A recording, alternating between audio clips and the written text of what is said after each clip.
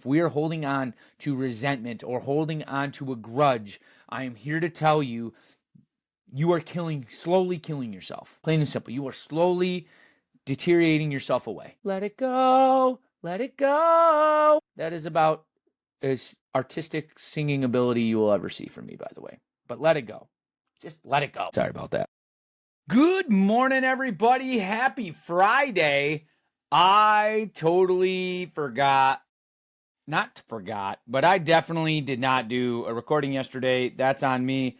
I dove in to chapter 17, did some notes, all that fun stuff, and then the day got away from me. So we are coming at you on Friday, diving in to the good word, and I'm happy that you are joining along with us today. If you get an opportunity, make sure you like the video. If you like more of this content, make sure you follow us on all platforms. Make sure you check out YouTube. We're up to 26 subscribers. Whoop, whoop. If you build it, they will come. And in the name of, in the words of Wayne's World 2, by the way, if you build it, they will come. And that's what we're hoping for. So we are diving into Proverbs 17 today. This is simply all I ask. If this message resonates with you today, make sure you pass it along to somebody you think that might need it. We're going to dive in, like you said, chapter 17, kind of do a little of my interpretation of what I think, some discussion, that sort of things. Loving the response I'm getting from people. Love the messages that you guys send me. It honestly gives me a little hope of a sign of that people are listening, and then that people are obviously trying to improve their relationship with God, and that's what it is all about.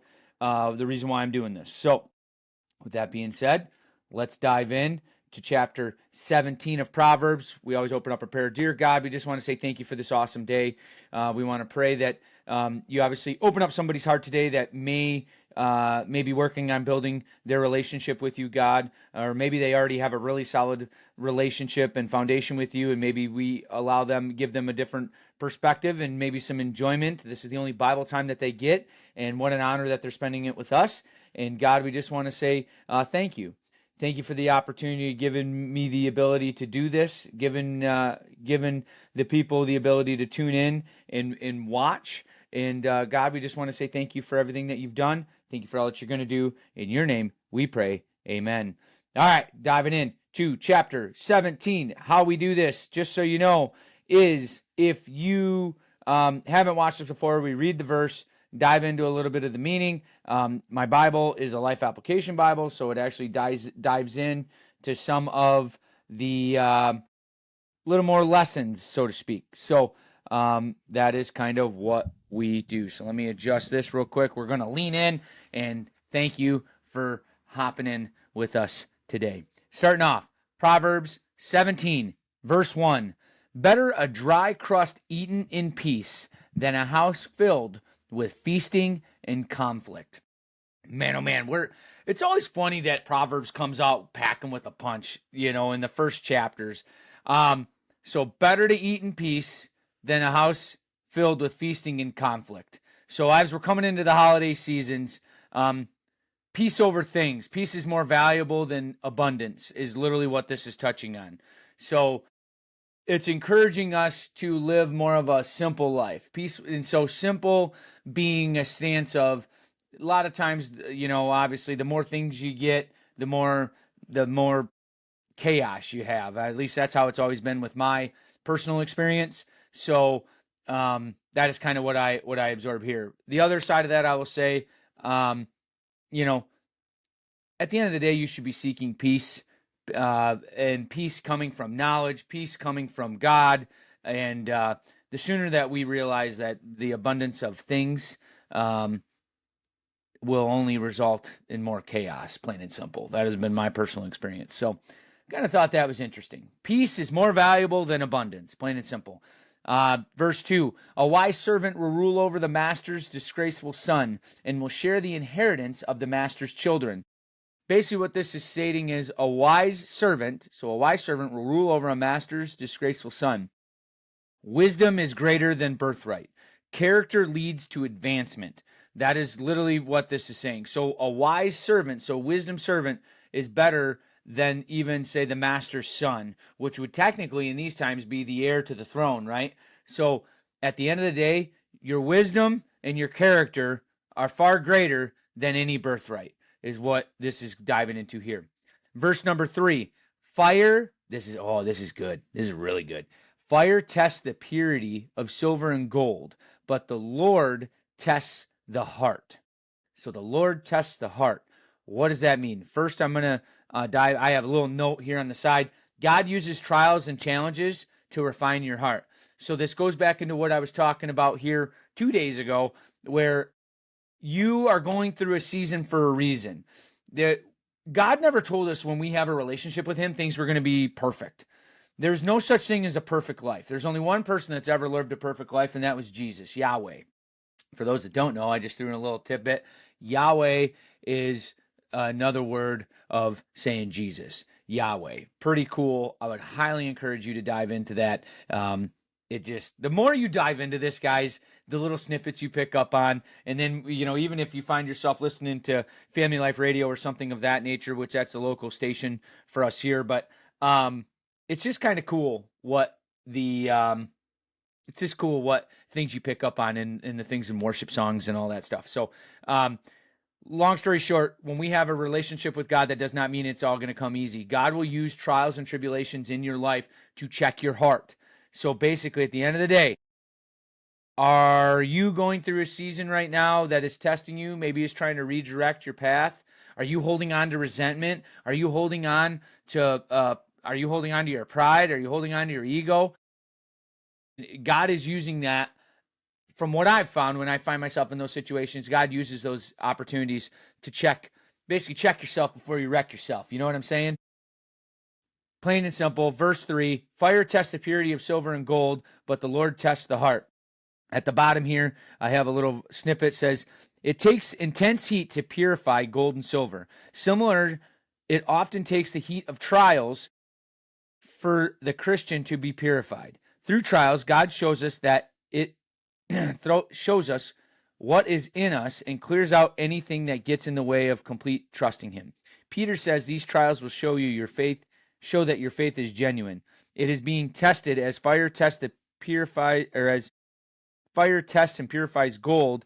Through your faith is far more precious than mere gold. So when tough times come your way, realize God wants us to use them to refine your faith and purify your heart. Pretty much exactly what I just said. Going on to verse number 4, wrongdoers eagerly listen to gossip. Liars pay close attention to slander. Wrongdoers eagerly listen to gossip. Liars pay close attention to slander. Plain and simple, if you're not praying for them, don't talk about them. I love that from the other day. Plain and simple, those who listen to the gossiping will eventually speak the gossip. So if you are, guys, we are all guilty of this. I will tell you right now, we always called it the coffee hour, coffee talk, roundtable talk when we worked in the dealership days. You'd be either talking about good things going on or you'd be talking about bad things that were going on, whether your sales weren't where they need to be or the leads weren't any good or, or man, I just sold a car. This is great. Are you gossiping about people or are you praying for people? Long story short, when we are gossiping, that usually means that we are resentful or revengeful towards somebody, and that isn't how God wanted us to be. So you need to check yourself. If you catch yourself starting to gossip about somebody, you need to wash your hands of that, give it to God, pray for that person.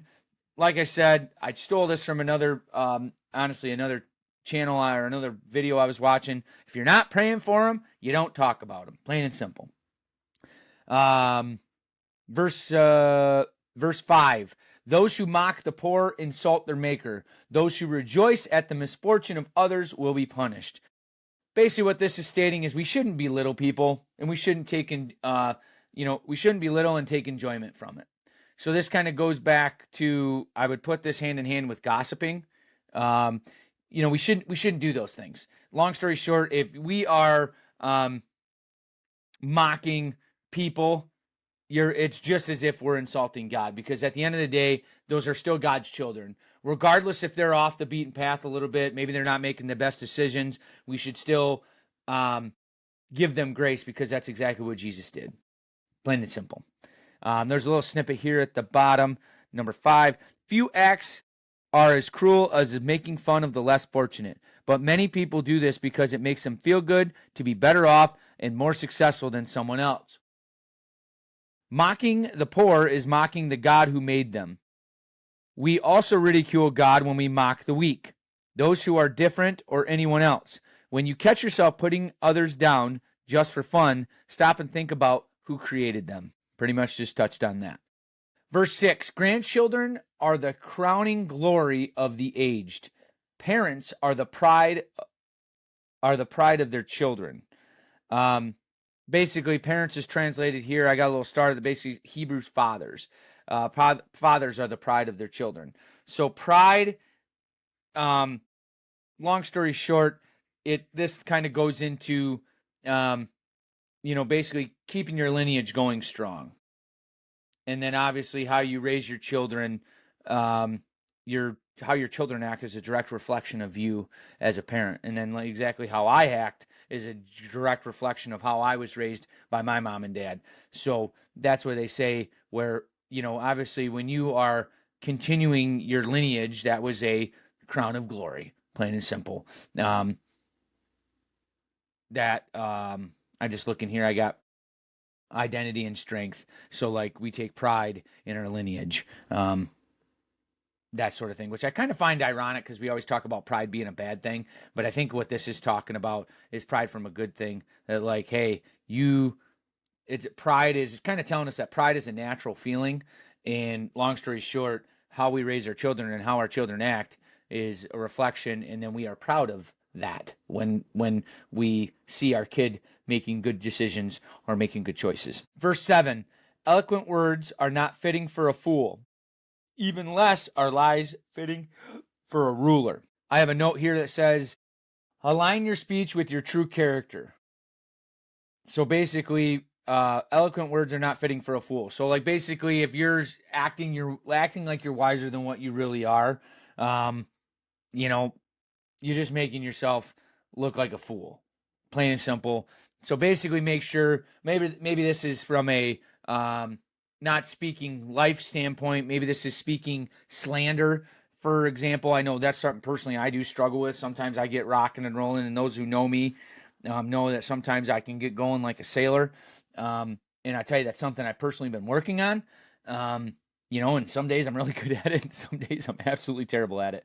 But align your speech with your true character. So I'll on this note, I'll touch my grandma. I tell you, one time I slipped up in front of her. We always minded our language in front of Granny, because obviously Granny was always, viewed as a very religious woman and whatever. And one day I slipped up and she just looked at me and she goes, Casey, why do you speak like that? You are far more intelligent than words like that.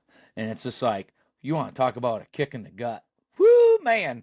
And so I just always align your speech with your character. If you have good character, you should speak, you should talk well. If you have bad character, well, then let it ride. Plain and simple. But let's be honest. At the end of the day, we just all want to be good people. So make sure we do so. So this one's interesting. This next verse 8. So I had to dive in, and I went online for this one. When I read it, you'll understand. A bribe is like a lucky charm. Whoever gives one will prosper. Immediately you go, wait, a bribe is like a lucky charm? Even less, or whoever gives one will prosper? Wait, so is that telling us to like give bribes to get your way? So I had to dive into this one a little bit, and this is what I came up with. So this is where it goes back to the Hebrew language and us translating it into words that we can understand, right? Shoshad and then matin are both Hebrew for bribery. So shahad, I'm sorry, I said that wrong. Shahad is Hebrew for bribery, gift. It was translated into a couple different things. So when this was wrote as shahad, and also can be translated, gift is also as matin. And there's a couple other translations of words as well there. But what this is really meant at the end of the day, from what I've dove in to other interpretations, was this was meant to be a negative tone. Like, this was meant to be like, bribe is like a lucky charm. Whoever gives one will prosper. Meaning, if you accept a bribe, you are owned by that, whoever gave you that bribe. Plain and simple. So basically, that's where it says whoever gives one will prosper. So whoever gives the bribe will prosper. So, like, hey, be aware that usually when you're getting bribed, that you're being manipulated. You're being asked to basically manipulate an outcome or something of that nature. In accepting that, you are officially owned by that person. So yes, that was meant to be a negative tone. I found that interesting. Verse 9, love prospers when fault is forgiven, but dwelling on it separates close friends. Love prospers when fault is forgiven, but dwelling on it separates close friends. You love by forgiving, resentment will break a relationship. Plain and simple. So this goes to say maybe you got some things going on with family. And you know what? This is where you got to sit down and talk with God, because I don't know people's situation. Sometimes there's toxic people in our lives that we just don't need to be around, right? Toxic family members, that sort of thing. But at the end of the day, whether it's family, whether it's a friend, whether it's a spouse, love prospers when fault is forgiven, but dwelling on it separates. So basically, if we hold on to that resentment, if we hold on to that, feeling, if it's not a very positive one, eventually it will break. The relationship will break. Plain and simple. Loving that person will help you forgive. And there's actually a snippet here. There's a snippet here on the bottom too for, actually it went into diving in. I went into my own interpretation about the bribery as the lucky charm. So I'm going to go hit back on that real quick. Solomon is not condoning bribery, but he is making an observation about the way the world operates. Bribes may get people what they want, but the bribe clearly condemns using them. So kind of what I kind of touched on. I don't really like that explanation at the bottom of this. That's where I dove in a little deeper online and checked a couple biblical sources. And, I'll leave that to your guys' interpretation. I would encourage you to dive into that. That was verse 17:8 of Proverbs. So, but going on to 9, where it talks about the love prospers when a fault is forgiven, but dwelling on it separates close friends.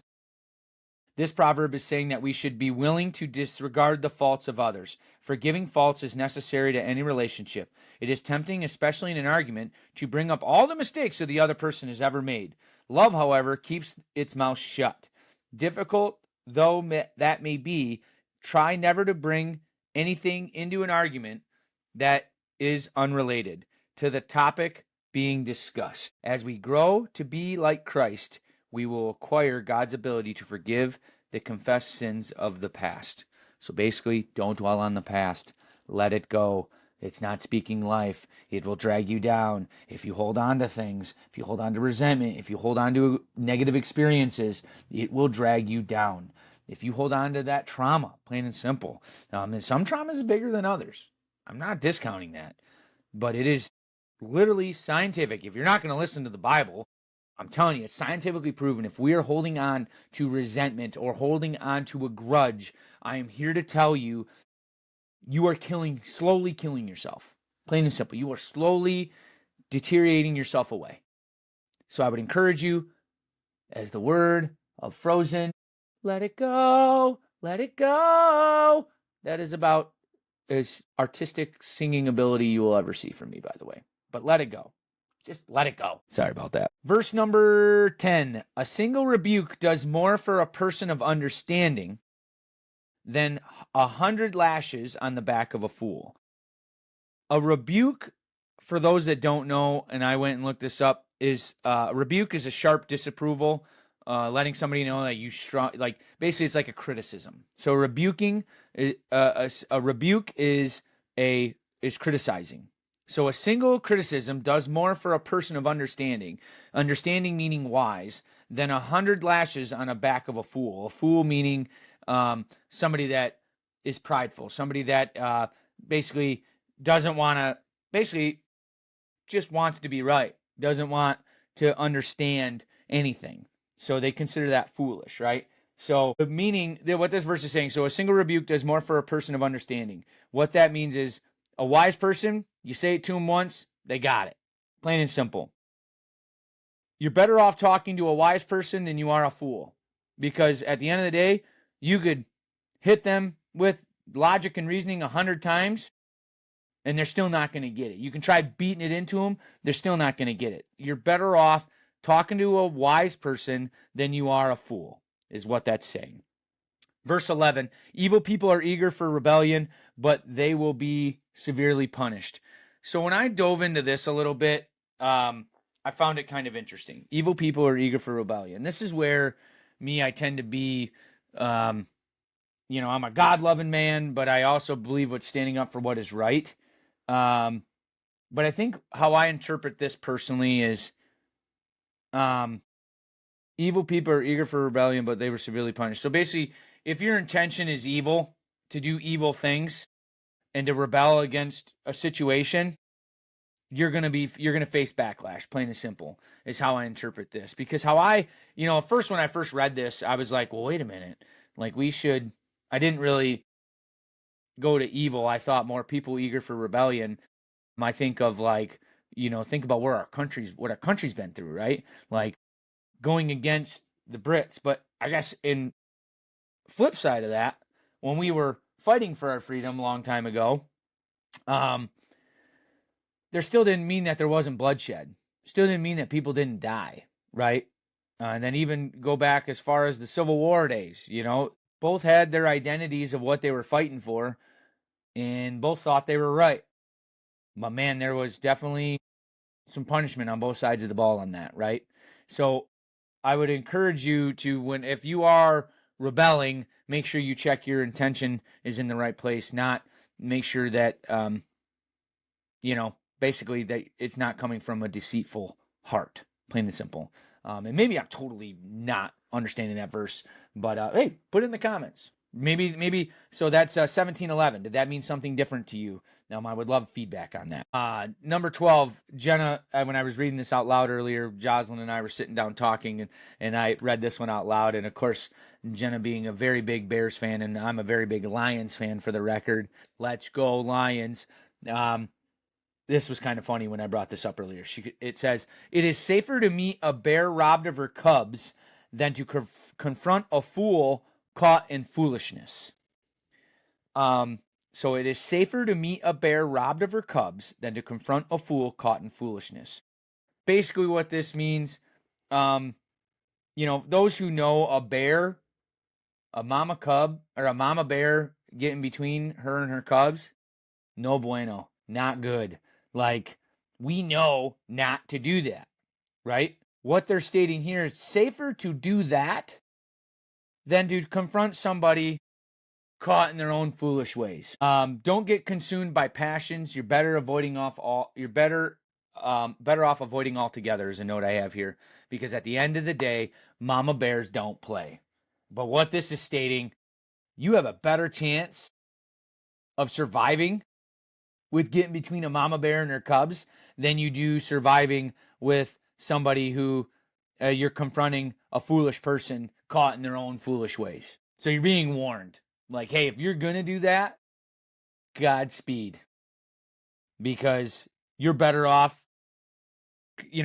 basically, a wild animal you have a better chance with a wild animal than you do a wild person, is what that's saying. Because at least the wild animal, you know what to expect with the bear between her cub, where with a wild person, you don't know what to expect. You don't know. You don't know what they're going to throw at you. So they're not predicted. They're unpredictable. So you're better off going with the bear than you are the crazy person. Plain simple. That was verse 12. Verse 13. If you repay good with evil, evil will never leave your house.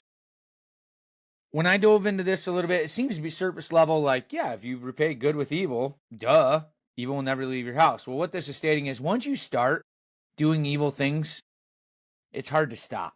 Once you start taking advantage of people, it's really hard to stop. So at the end of the day, don't take advantage of people no matter the circumstances. Doesn't matter if it's professionally, doesn't matter if it's, being silly. Don't take advantage of people. So it says, evil will never leave your house. House meaning your lineage, your family. Obviously, I talk on this a lot. Kids watch more than they listen, right? So if all of a sudden your kid is watching how you do things and how you take advantage of people, eventually they will adapt and do the exact same thing, right? They're saying, if you do this, you're the head of it. Next thing you know, it's going to work its way down your lineage and beyond. Lineage meaning your family tree. And that's something that I don't know about you, but I definitely don't want to have happen. So don't take advantage of people, no matter the circumstances. Verse 14, starting a quarrel is like opening a floodgate. So stop before the dispute breaks out. Quarrel meaning like starting an argument, right? Plain and simple, when it's something small, starting a quarrel, like it usually starts out something small, and then obviously if it doesn't get addressed, it gets a lot bigger, right? So they stay here. Starting a quarrel is like opening up the floodgate. Think of it as something small, little, all of a sudden, boom, boom, boom, boom. Those who live in the great old little town of Sanford know exactly what I'm talking about. Stuff gets neglected. Next thing you know, you get hit with water, and the proper measures weren't put in place to handle the water. What happens? It ends up washing out the dam. 5 years later, we're finally back in action. Or we're about to be back in action, I should say. So, just like that, don't let the water build up so much to where all of a sudden it runs over, right? So it's basically address it. Small turns into bigger if not addressed, plain and simple. So make sure you address it early before it gets to be a huge breakout fight. Verse 15, quitting the guilty and condemning the innocent, both are detestable to the Lord. Acquitting the guilty and condemning the innocent, both are detestable. Man, that's a hard word for me to read. Detestable to the Lord. When I read this, I immediately thought, for those that don't know, when they finally arrested Jesus, Pontius actually gave them an opportunity, he put it in front of the people because it was a holiday. They were like, hey, we always let one prisoner go. There was Barabbas, who was a known criminal, and then there was Jesus. And so it's kind of ironic. Mind you, this was written before this happened, by the way. Acquitting the guilty and condemning the innocent are both detestable to the Lord. So long story short, not only did we acquit the guilty, Barabbas, but then we condemned the innocent, Jesus. I'll just let that sink in a minute. We shouldn't do that because look at what happened from that. Yikes. Absolutely yikes. Verse 16, it is senseless to pay tuition to educate a fool, since he has no heart for learning. It is senseless to pay tuition to educate a fool, since he has no heart for learning. When I dove into this verse a little bit, true wisdom cannot be bought. You can only help those who seek it. So basically, at the end of the day, if somebody doesn't want to learn, somebody doesn't want to be open-minded, somebody doesn't want to seek wisdom, they don't have no heart for it, it's senseless. You're wasting your time. You can't educate. Don't matter. You can only help those who seek it. Wisdom requires a change of heart, valuing materials over knowledge. Basically, do you have a heart for things or do you have a heart for knowledge? Having the discernment of balancing that out is never easy. It is senseless to pay tuition to educate a fool, since he has no heart for learning. This next verse, 17:17, I tell you what, I actually sent this, when I was reading this, I sent this to my brother yesterday. And I'll tell you, you'll understand why here in a second. A friend is always loyal, and a brother is born to help in a time of need. Adversity reveals the strength of relationships. So a friend, acquaintances, right? That important. And you know what? You might have acquaintances that are loyal. Good to you. Will help you. My question is, what happens when all of a sudden you are in a time of need? That's when all of a sudden you find out who your real brothers are. And I will tell you right now, I've been blessed. God has given me a brother that has done, anytime I call, if he doesn't answer, he always calls me back. I'm very grateful for that. And the relationship that we have, even though that we live as far away from each other as we do, is absolutely awesome. So maybe you don't have a brother. Maybe this is a figuratively, like I will say from essence of, people always talk about military, like a band of brothers, right? A band of brothers. That is where all of a sudden, when you usually go through a hard time, there's a brotherhood built there that people can't explain. And our military members can explain that. Maybe you have, growing up through a childhood, you had a family friend that went through some crap with you, and you guys shared that experience, and you guys were there for each other, and you created that brotherly bond. That's what this is touching on. Verse, or at the bottom, what kind of friend are you? The vast difference between knowing someone well and being a true friend. The greatest evidence of a genuine friendship is loyalty. Being able to help in times of distress or personal struggle. Too many people are fair weather friends. They stick around when the friendship helps them and leaves when they're not getting anything out of the relationship. Think of your friends and assess your loyalty to them. Be kind. Be the kind of friend that the Bible encourages. The question you always hear the analogy of, basically, do you have pennies or do you have quarters? Right? You can have a bunch of pennies and eventually all add up to $1, right? But then it takes up a lot of space, takes up a lot of room in your pocket. But then you can have $1 in quarters. So obviously 4 quarters makes $1, right? At the end of the day, back, I guess a long time ago, I would have told you pennies. It was all about having the most amount of friends as I possibly could have. And you know what? And some of those relationships were good. And they were good for that time of life I was in. But the ones that really hung in there were my quarters. And those are the people that I lean on today.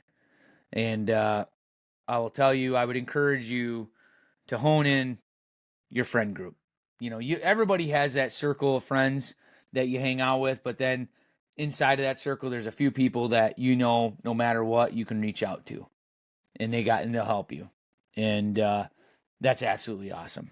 So, love that verse. That's Proverbs 17:17. Verse 18. It is poor judgment to guarantee another person's debt or putting up a security for a friend. Basically, what this is stating, like, poor judgment. So, like, it's not a good decision to guarantee another person's debt. When I dove into this, it said, how I interpreted it, I should say, it was good to help somebody, but not at your own expense. So, like, if you're in hard times yourself, then you shouldn't be helping out another person. If you are putting up security for a friend, at the end of the day, I always say, how I always viewed this is, if you're loaning somebody money, you should never expect it back. Because I'll tell you right now, that right there, it's telling us, like, hey, at the end of the day, you need to be aware of doing this. You loan somebody money, because relationships can be ruined over stuff like that. So if you're going to help out somebody, whether you're helping out a friend, whether you're helping out a family member, go into it with the open mind of, if you're loaning them $100, chalk it up as that $100 is gone. Because at the end of the day, if you don't ever get that $100 back, you're going to hold on to that resentment, which we've already talked about. The resentment, it doesn't do us any good. That grudge doesn't do anything positive for us. So if you go intently, if you are going to do this, you go into it with an open mind of knowing that, an open heart of knowing that, hey, I don't expect this back. Now, obviously, if they end up paying you back, great. Awesome. If they don't, well, no skin off my back. I went into it with an open mind and knowing I wasn't planning on getting that money anyways. That's what I would encourage. So you only help somebody if it's not going to be at your own expense, at your own peace. Verse 19, anyone who loves to quarrel loves sin. Anyone who trusts in high walls invites disaster. Basically, if you love getting people riled up, it'll eventually lead to conflict. Because there's going to come a time where all of a sudden you're going to rile up somebody that you're not going to want to rile up. Plain and simple. And So I have here rebellion leads to conflict, and then conflict equals contention. And then it talks about trusting the high walls invites disaster. So, we get prideful. The high walls meaning, I can handle that. I got this. You are literally, your pride is a false security. And then in all honesty, when you're enticing people, you are literally provoking enemies. And I tell you, there's been situations where, guys, I'm guilty. I love getting people riled up sometimes, especially if it's somebody I don't really care for. And I could get into a whole discussion on that, but I'm going to leave that alone for the sake of privacy reasons. But what I will tell you is I've had myself, and then all of a sudden when you provoke people, all of a sudden you kick, kind of goes back to when you kick the hornet's nest. Just leave the bee's nest alone. Don't kick it, because when you kick it, you run the risk of getting stung. Plain and simple. There's a parable for you. Verse 20, the crooked heart will not prosper. The lying tongue tumbles into trouble. Plain and simple, dishonesty leads to trouble, right? A negative heart versus a positive heart. Negative heart leads to trouble. A good heart leads to godliness. So, crooked heart will not prosper, and lying tongue tumbles into trouble. Now, what I would encourage you in stuff like this, we all know, at least me, you see people who you think sometimes they have a crooked heart, and you go, yeah, but they got money. They got money. Understand, as the Bible speaks, we know money doesn't solve our problems. Money comes and goes. But having a relationship with God is what's truly important. And having a relationship with God to seek wisdom is what's truly important. So I'd encourage you, if all of a sudden you have somebody in your life that you see has a crooked heart, pray for him. It goes back to what we've been talking about over the last 16 chapters. Now we're on 17. Pray for that person. That's what I'd encourage you to do. Verse 21, it's painful to be a parent of a fool. There is no joy for the father of a rebel. What this is stating, I have notes here saying, raise children with wisdom. You want your children to seek wisdom. Embrace wisdom. Basically, you embrace wisdom in your own home, or folly will happen. So I have it here. Embrace wisdom or folly. There's a ripple from both. So at the end of the day, you're going to want to, and what my goals are, maybe your goals aren't this, but one of my main priorities in my life right now is making sure I raise a good little human being. Because at the end of the day, I know if I don't set a strong foundation, pain will follow. If that foundation's weak, the house is going to be weak. So embrace wisdom or embrace folly.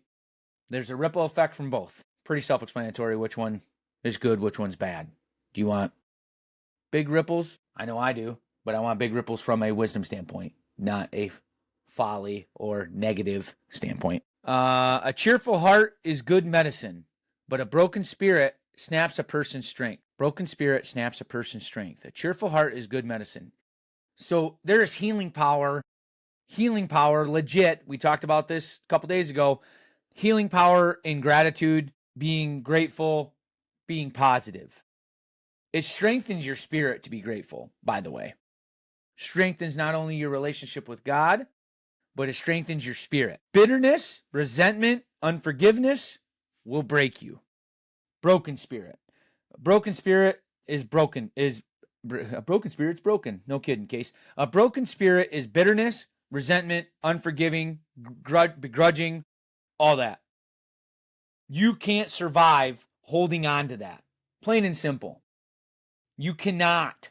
The Bible tells us, this chapter alone has told us how many times. If you are holding on to something, for God's sake, let it go. Let it go. Because I'm here to tell you, you keep holding on to that, you're going to be miserable. Absolutely miserable. Maybe you'll be like, no, that Case, what they did, you don't understand. This is what they did to me. Listen, I'm not saying what they did was right. But what I'm telling you, if you are holding on to a grudge because of that situation, you are only killing yourself. Do not give those people real estate in your head. Don't let them live there for free. All it is going to destroy you. Literally, let it go. Move forward. Grudge, resentment, negative, bad, no bueno. Gratitude, being positive, being grateful, good. Healing, heals the heart, heals the spirit. Resentfulness kills the heart, kills the spirit. Do I make myself clear? I hope so. This is that right there has been some of the biggest lessons I've learned in literally the last couple of years. And I tell you, it's a struggle. That's an absolute struggle. But I'm here to tell you, focus on the positive, your spirit and heart will heal. Focus on the negative, you are slowly going to kill yourself. That's all I got there. The wicked takes secret bribes to pervert the course of justice. Payment to sway judgment. We need accountability and integrity. So basically, what it's telling you is the wicked take secret bribes to pervert the course of justice. Basically, what this is saying, like, the wicked people bribe to get their way on how to. So if you're getting bribed by somebody, like in business, we're like, hey, and they're making it seem like this is a great deal for you.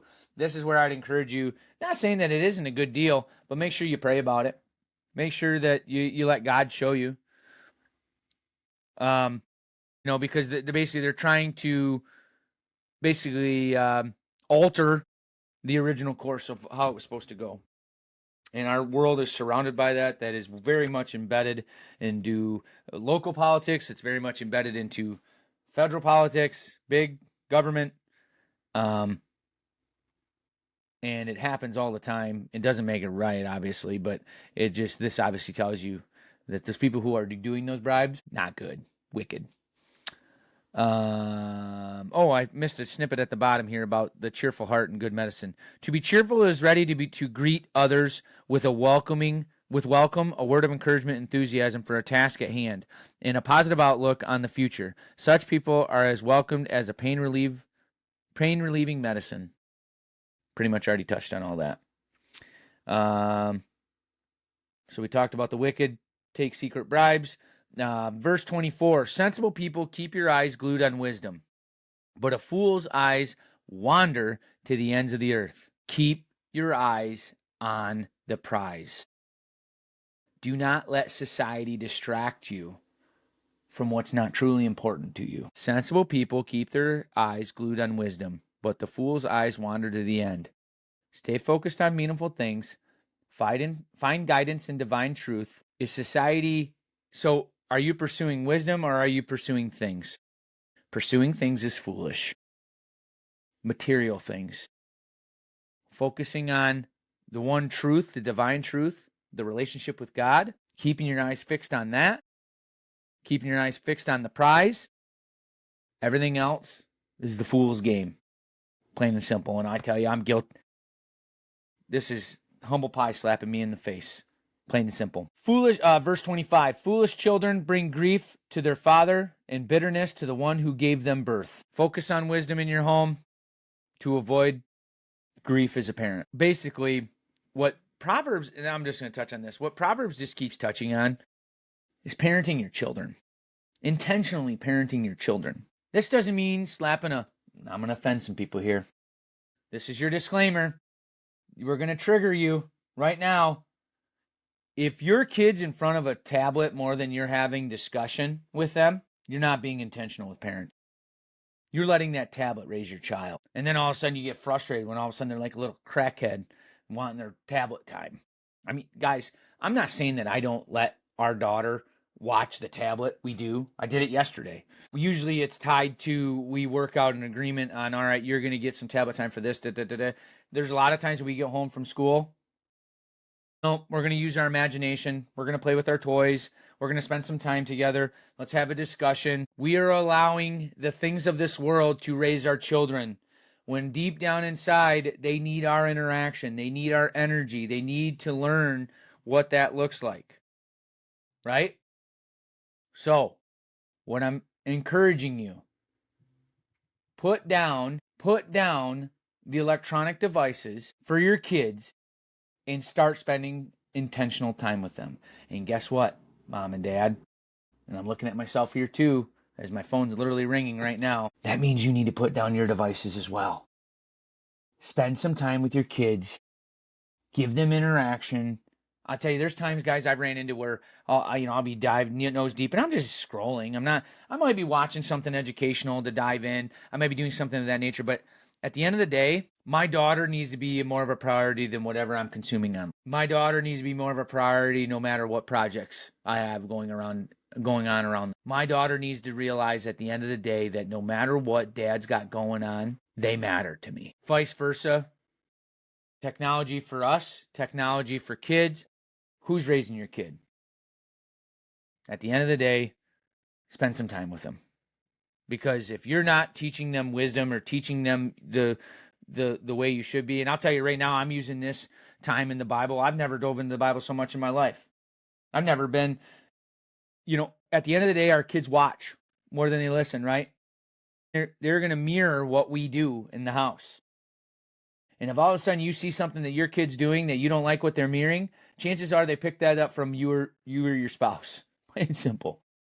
So then it's up to you to correct it. If you don't like that behavior, correct it. And correct it's going to take time. It's a ship, not a speedboat. Plain and simple. That's all I got for that. We could talk about that until I'm blue in the face. Teach wisdom to avoid grief. Plain and simple. Verse 26, it's wrong to punish the godly for being good, or to flog leaders for being honest. Basically, what this is stating is it's important to have a just legal system and stand up for what is, and we should support those who stand up for what is right. So it's wrong to punish the godly for being good, or to flog leaders for being honest. Man, you could dive in. I look at this from a political standpoint. We could dive into this wholeheartedly. And the problem is we as a society expect both sides to be perfect, and they're not. Doesn't matter if it's blue, doesn't matter if it's red. Those people aren't perfect. And you know what? We all want to argue over whose heart is, what their intent, or whatever. You know what? It's a waste of time. It's a waste of time. That's foolish. Absolutely foolish. And, at the end of the day, if they do something good, give them kudos. Give them kudos. We should never put down if somebody's being honest about something, right? So basically we should support those who stand up for what's right. And it's important to have a just legal system. Basically we need to, if they do something good, not worship, but give kudos. Be grateful. Especially if they're in a leadership position. Even more importantly. Verse 27. Whoo, man. Verse 27 says, this is about conflict resolution, by the way. So this, I don't know about you guys, but this should speak to everybody. A truly wise person uses few words. A person with understanding is even-tempered. Restraining loose lips is showing wisdom. A calm spirit is showing understanding. Link your tongue and heart together. When you are in a conflict with somebody, you should listen more than you talk. Once again, Case is looking at himself in the mirror right now. I struggle with this. A wise person uses few words. A person with understanding is even-tempered. So I'm really good about being tempered, like even-tempered, as in staying calm. Where I struggle with those who know me, you're probably laughing right now, using few words. That's really hard for me. Because I so badly sometimes just want to get my point across. And the question is, are you talking to somebody that's a fool, or are you talking to somebody that wants to seek wisdom? More importantly, if all of a sudden that person is excited, emotional, whatever, are they really going to receive what you're saying anyways? You should stay quiet. This is where it talks. You should restrain and let them speak. Let them get their time in. And then, more importantly, if all of a sudden they're emotionally imbalanced, why are you going to try giving criticism there? Not going to do you any good. It says here on the bottom, well, actually, it pulls it together with this verse too. Even fools are thought wise when they keep silent. With their mouths shut, they seem intelligent. Don't speak impulsively. Pause, think, then decide if it needs to be said. is the notes I have here. So even the stupid are thought to be wise when they don't talk. Keep their mouth shut. They look like they're intelligent. Speak less. Listen more. Plain and simple. It says here at the bottom, this proverb highlights several benefits of keeping quiet. It is the best policy if you have nothing worthwhile to say. It allows you the opportunity to listen and learn. It gives you something in common with those who are wiser. Make sure you pause to think and to listen so that when you do speak, you will have something important to say. Goes back to the old saying, are you listening to listen or are you listening to respond? Woo woo! If you have conflict in your life, I would highly encourage you to dive into these two verses right here, which we all do. 1727 and 1728. Few words, even-tempered, keep silent, shows intelligence. Doesn't get any more simple than that, everybody. That wraps up chapter 17 for today. My Lanta, that went by fast. This is a long one today. We dove into each verse. I hope you enjoyed. If you liked, if you hung in here this long, make sure you like, make sure you comment what your favorite verse is, what thing spoke to you most. I don't get a lot of interaction in the comments. And you know what? That's okay. Maybe you're just listening to this in the car and you don't have an opportunity to give comments. Shoot me a message. Maybe we encourage that. DM me what verse most spoke to you. I encourage you to go over and join the Iron Tribe on Facebook. We got a Facebook group called the Iron Tribe where we encourage to grow spiritually. We encourage to grow faithfully, and it's all about grit. You can tell I'm a Lions fan because I love the word grit. Next thing you know, we're going to be talking about biting kneecaps like Dan Campbell. Anyways, make sure you go over and check out that group. Thanks again, you guys, for watching. Have yourself a marvelous weekend. If you're deer hunting this weekend, best of luck to you, to the Michiganders out there. And I just want to say thanks for watching. With that being said, this is Casey the Guy. Have yourself a marvelous day.